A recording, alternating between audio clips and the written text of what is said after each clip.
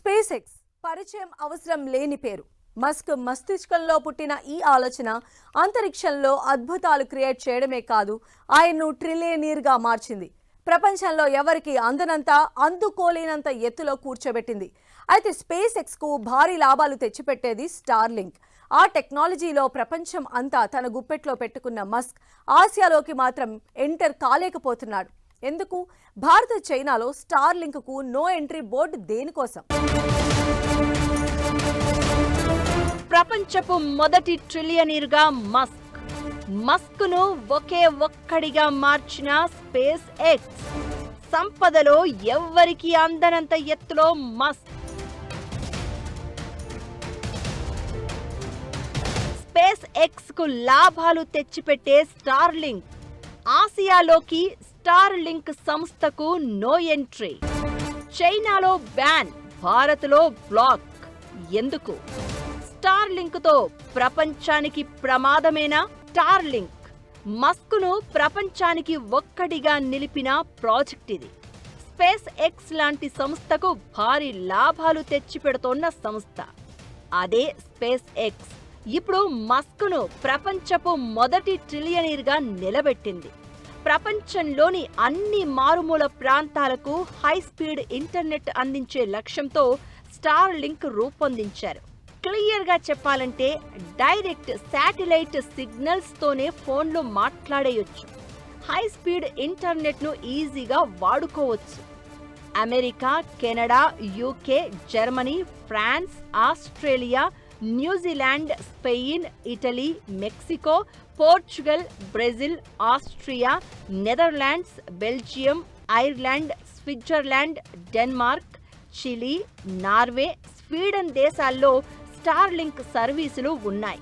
అయితే ఆసియాలోకి, మరీ ముఖ్యంగా ప్రపంచంలోనే అత్యధిక జనాభా ఉన్న భారత్, చైనాలోకి స్టార్లింక్ ఎంటర్ కాలేకపోయింది. స్టార్లింక్ను చైనాలో బ్యాన్ చేశారు, భారత్లో బ్లాక్ చేశారు. ఐపీఓ తర్వాత స్పేస్ ఎక్స్ విలువ $2 ట్రిలియన్ దాటింది. అయితే ఆ విలువలో స్టార్లింక్ కీలక పాత్ర పోషిస్తోంది. అలాంటి టైంలో ప్రపంచంలోని అతిపెద్ద ఇంటర్నెట్ మార్కెట్లైన భారత్, చైనాలో స్టార్లింక్కు అనుమతి లేకపోవడం పెట్టుబడిదారుల్లో ఆందోళన కలిగిస్తోంది.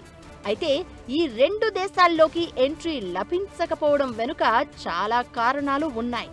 ఇండియాలో స్టార్లింక్కు GMPCS అంటే global mobile personal communication by satellite license దాదాపు ఏడాది కిందే వచ్చింది. అయితే సర్వీసులు స్టార్ట్ చేయడానికి అది తుది అనుమతి కాదు. హోం మంత్రిత్వ శాఖకు చెందిన భద్రతా సంస్థలు ఇంకా ఫైనల్ క్లియరెన్స్ ఇవ్వలేదు. భద్రతకు సంబంధించి స్టార్లింక్ సంస్థ ప్రతినిధులు టెలికాం శాఖ ముందు వివరాలు సమర్పించిన ఎక్స్ట్రా డీటెయిల్స్ తో పాటు భద్రతా హామీలను భారత అధికారులు కోరినట్లు తెలుస్తోంది. దీంతో భారత్లో స్టార్లింక్ సేవలకు రూట్ క్లియర్ కాలేదు. ఇరాన్లో జరిగిన పరిణామాలను దృష్టిలో పెట్టుకుని భారత్ అలర్ట్ అయింది. ఆ దేశ అనుమతి లేకుండా ఇరాన్ మీద వేలాది స్టార్లింక్ టెర్మినల్స్ యాక్టివేట్ అయ్యాయి. ఈ ఏడాది జనవరిలో ఇరాన్లో భారీ నిరసనలు జరగగా ఆ దేశ ప్రభుత్వం ఇంటర్నెట్ నిలిపివేసింది. అయితే నిరసనకారులు స్టార్లింక్ కమ్యూనికేషన్ ఉపయోగించుకున్నారు.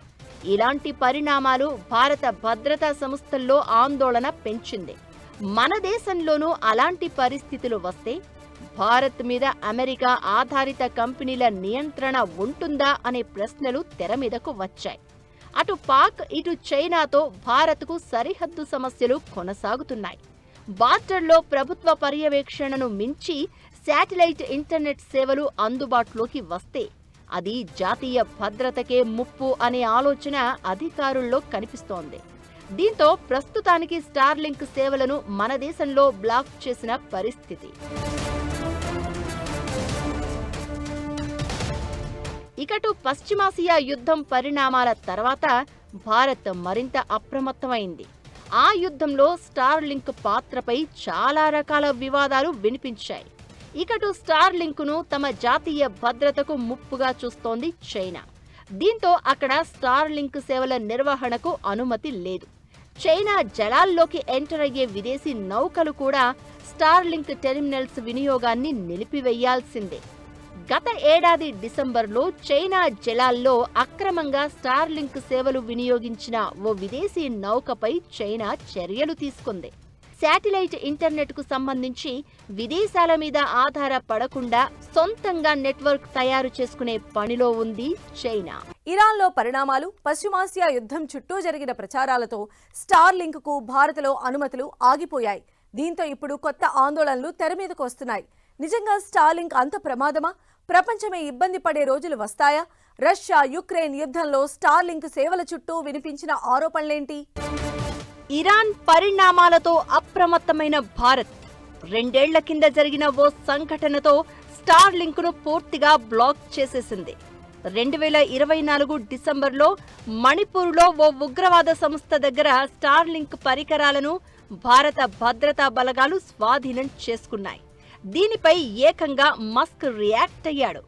భారత్పై స్టార్లింక్ బీములు ఆఫ్లో ఉన్నాయని చెప్పినా ఆ ప్రచారం మాత్రం ఒక రకమైన భయం క్రియేట్ చేసింది.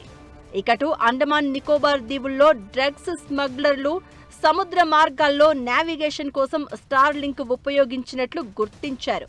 దీంతో అటు భారత్ ఇటు చైనా స్టార్లింక్ విషయంలో కఠినంగా ఉంటున్నాయి. అయితే ఆ సంస్థ ఈ మధ్య తన గ్లోబల్ ప్రైవసీ పాలసీని సవరించింది.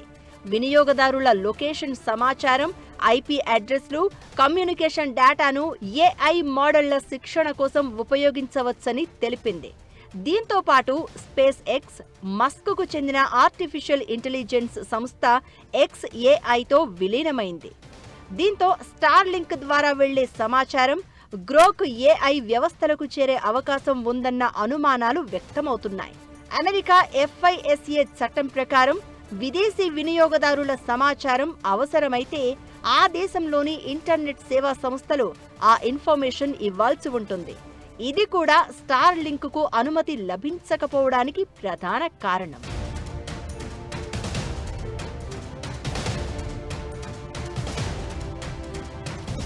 ఇకటు రష్యాతో యుద్ధంలో స్టార్లింక్ పై యుక్రెయిన్ సైన్యం భారీగా ఆధారపడింది. అయితే కొన్ని ప్రాంతాల్లో సేవలను మస్క్ పరిమితం చేశారనే వాదనలు ఉన్నాయి. క్లియర్గా చెప్పాలంటే యుక్రెయిన్ను మధ్యలో వదిలేశారన్న మాట. క్రిమియాలోని సెవాస్టోపోల్ ఏరియాలో స్టార్లింక్ యాక్టివేట్ చేయాలన్న యుక్రెయిన్ అభ్యర్థనను మస్క్ తిరస్కరించారు.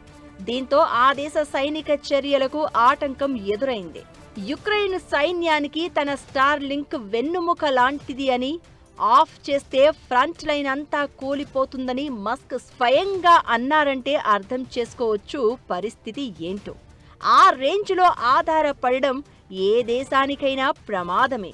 ఇక స్టార్లింక్ చుట్టూ చాలా రకాల ఆరోపణలు వినిపిస్తున్నాయి. ఇది అమెరికా కంపెనీ. దీంతో భౌగోళిక ఉద్రిక్తతల్లో సర్వీసులు ఆపేయడమో కంట్రోల్ చేయడమో చేసే ఛాన్స్ ఉంది. డేటాను తప్పుగా ఉపయోగించే అవకాశాలు కూడా లేకపోలేదు. ఇవే కాకుండా స్పేస్ ఎక్స్, స్టార్లింక్ కారణంగా అంతరిక్షంలో చెత్త పెరిగిపోతోందనే చర్చ జరుగుతోంది. ప్రస్తుతం స్టార్లింక్కు సుమారు 9,500 శాటిలైట్లు ఉన్నాయి. భవిష్యత్తులో ఇవి 34,000కు పెరిగే అవకాశం ఉందనే అంచనాలు వినిపిస్తున్నాయి. స్పేస్ ఎక్స్ సంస్థ అంతరిక్షంలోకి పంపిస్తున్న ఉపగ్రహాలు పడిపోతున్నాయని, దీంతో లోయర్ ఎర్త్ ఆర్బిట్లో చెత్త పేరుకుపోతోందని సైంటిస్టులు ఆందోళన వ్యక్తం చేస్తున్నారు. ఈ సంగతి ఎలా ఉన్నా ప్రపంచ తొలి ట్రిలియనీర్గా నిలిచిన స్టార్లింక్కు భారత్, చైనాలో ఎదురవుతోన్న అభ్యంతరాలు స్పేస్ ఎక్స్ భవిష్యత్ వృద్ధిపై ప్రభావం చూపే అవకాశం ఉంది అనే వాదనలు వినిపిస్తున్నాయి. ప్రపంచంలోని 2 అతిపెద్ద మార్కెట్లలో ప్రవేశం లేకపోవడం, కంపెనీ ఆదాయం, పెట్టుబడిదారుల విశ్వాసం దీర్ఘకాలిక విలువపై ప్రభావం చూపవచ్చనేది మరికొందరి హెచ్చరిక.